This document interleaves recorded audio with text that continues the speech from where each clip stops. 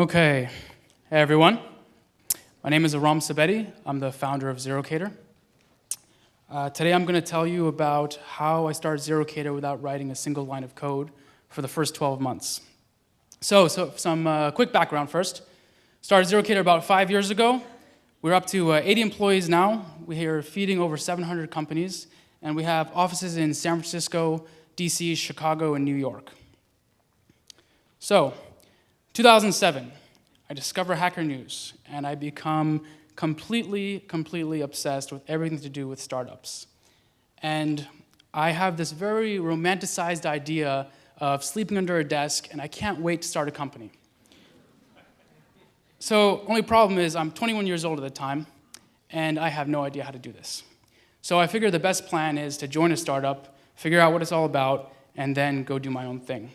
So, to this end, I sell my car, I get a ride to the Bay Area, and I start looking for housing. I convince this retired dentist to give me the keys before he's gotten a signature or money or anything. And I started applying to jobs.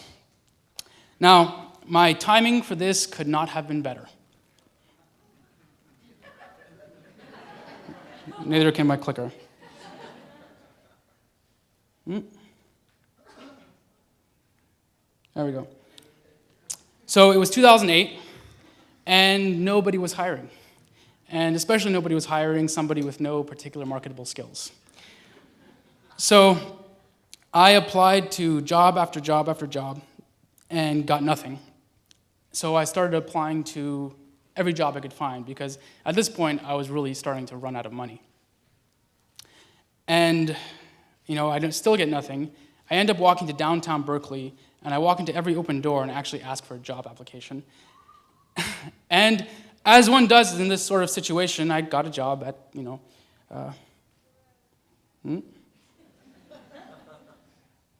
Ben & Jerry's. Fun fact, this guy eventually became a customer. So, meanwhile, I come across a job post for Justin TV, and I apply. It's for a community manager job, and I actually get a response back.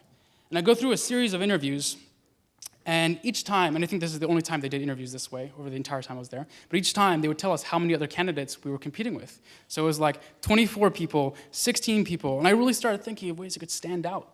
So I'd tell them things like, just to be fair, I should mention I'm going to quit in a year and start my own company. This is what you'd call a high-variance strategy. And I got the call, and they decided not to hire me for that job. But apparently my startup enthusiasm had made an impression, and they decided to make a role for me. And I started at Justin TV as the 5th employee, doing office operations. Now, if you don't know what office operations is, it's kind of like the junk drawer of startup jobs. If something doesn't go somewhere, you throw it to that guy, and he'll take care of it. Don't worry about it. So I did this for 18 months. And I met a lot of really great people. I learned a lot. I went from being clueless to slightly less clueless. And it's just a really educational experience. But after 18 months, I started to get worried that I was stuck, because I only planned to be there for a year. So I gave myself a deadline. I decided I was going to quit my job in 6 months, so I had to come up with an idea and get it to ramen profitable by then. Now, I was living off of less than $1,500 a month at the time, so ramen profitable was kind of a low bar. And I would do things so I didn't forget, like add a countdown timer to my desktop and change my work password to 6 months quit. And this is just how I did for a while. So I was responsible for a lot of different things at Justin TV. I wore a lot of hats. And out of all the responsibilities I had, guess which one was the most annoying? I'll give you a hint. It rhymes with bordering brunch.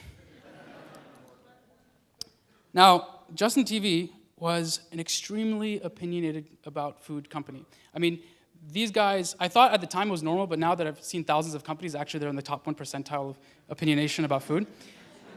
No, seriously, we would have email conversations across the whole company, 50 emails long, about the merits of olives and whether or not they were disgusting. Olives are highly polarizing, I've learned. Unfortunately, I had what Paul Graham calls schlep blindness, which is where you have a startup idea right in front of your face and you just can't see it. And to be fair, in 2009, food startups weren't really considered a legit thing. It's not really something people ever raise money doing. Fortunately, around this time, the office manager at Dropbox apparently heard that our food had gotten pretty good, and she emailed the founder of Justin TV asking for our list, the list I had come up with. And around the same time, I was having this conversation with Justin about different startup ideas I was considering, and he mentioned this office manager and suggested I help them out. So 3 months later, I quit my job. By the way, I think this is a really good recipe for startup ideas. You get a job at the bottom of the totem pole where they throw you all the crap nobody wants to do. I guarantee you'll find a hair on fire problem. So, this is ZeroCater 1.0. I should say 0.1. You'll notice it's a giant spreadsheet. You should also notice that Dropbox is on there at 30 people. The real lesson of this whole talk is that I should have asked to be paid in equity. No, seriously, that Facebook graffiti guy is worth like $500 million now. So for the first website, I looked up a couple simple tutorials on CSS and HTML and made something really basic in Notepad. For the company menu pages, I made a separate page, and each week when I wanted to update their menus, I'd go in and edit the HTML and upload it through FTP. My sales formula was pretty simple. I had a list of companies I wanted to talk to. I would look them up on LinkedIn, look for second and third degree connections, and then ask for introductions. This part kind of sucked, and I'm pretty sure everybody I knew got sick of me pimping their LinkedIn connections, but there you are. So I did this for a year. Got to $500,000 a year, gross sales run rate, and everything broke. I'll give you an example. I was spending 20 hours a week creating invoices by hand, which is stupid. There's no reason to do this, but there you are. This really sucked. So this is the point where I started really looking for a technical co-founder. And it took 3 months, but I convinced a friend to join.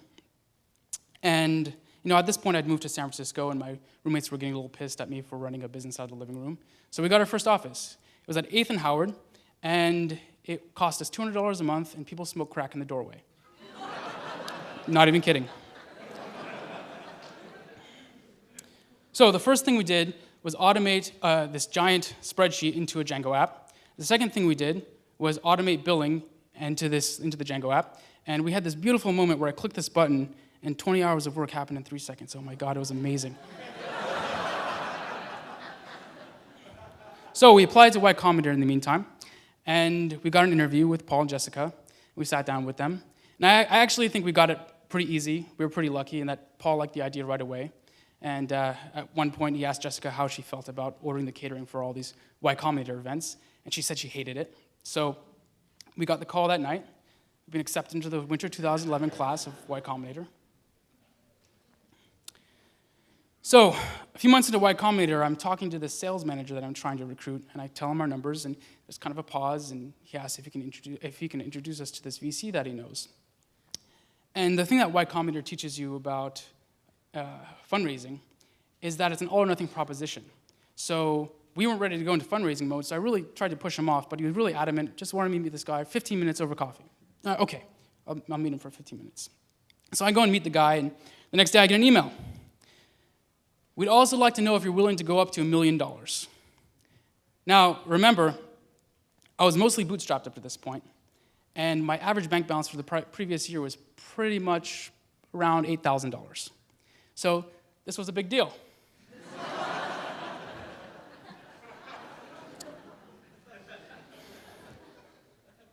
So you've probably heard of startups referred to as an emotional roller coaster. And I'll give you a great example. One day, this guy wants to give me $1 million. The next day, my co-founder quit. And so I have a friend who has a great saying. He says, startups are like, startups do to co-founder relationships what puppies do to socks. They try to pull them apart. And I never really worked with this guy before, and I hadn't felt like he was really that invested. He didn't like some of the decisions I was making, so we parted ways. Now, this happens to about a quarter of companies. They lose a co-founder, and it's actually one of the most common reasons for a startup to fail. This is why they try to dig into the relationship so much in any YC interview. So here I was as a single, non-technical founder trying to raise money, which usually doesn't really go very well. Fortunately, and this is one of my favorite things, my favorite thing about startups, traction trumps everything and qualifications don't matter. Qualifications don't matter because if you believe you can do something, you can go out and do it, and eventually, if you're right, people will be forced to acknowledge that. So we raised money from a great set of investors. Actually, we didn't raise money from any of those VCs. But they did fund ZeroCater because they've all used ZeroCater. We find it's less diluting to get money for food instead of equity. Yeah.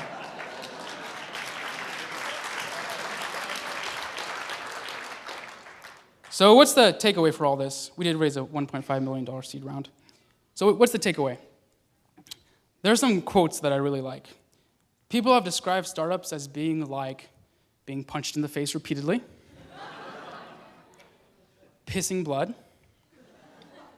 and my favorite, chewing glass. Now there's a great piece of slang from World War II, and you've all heard it before, snafu. Snafu stands for situation normal, all fucked up. And that's startups in a nutshell. And this is actually one of the most important things to realize. Because if you start a company, you will inevitably be in a situation where everything is fucked up, and you'll probably be in many of those situations. And if you don't understand that this is just the way things are, you'll probably quit. And the most important thing, the biggest existential risk to your startup is you quitting. So that's really the most important part of winning in the long run. All right, guys, that's it. If you're interested in using ZeroCater, just email eat@zerocater.com. We're also hiring for a lot of roles, VP of Product, VP of Engineering. Take care.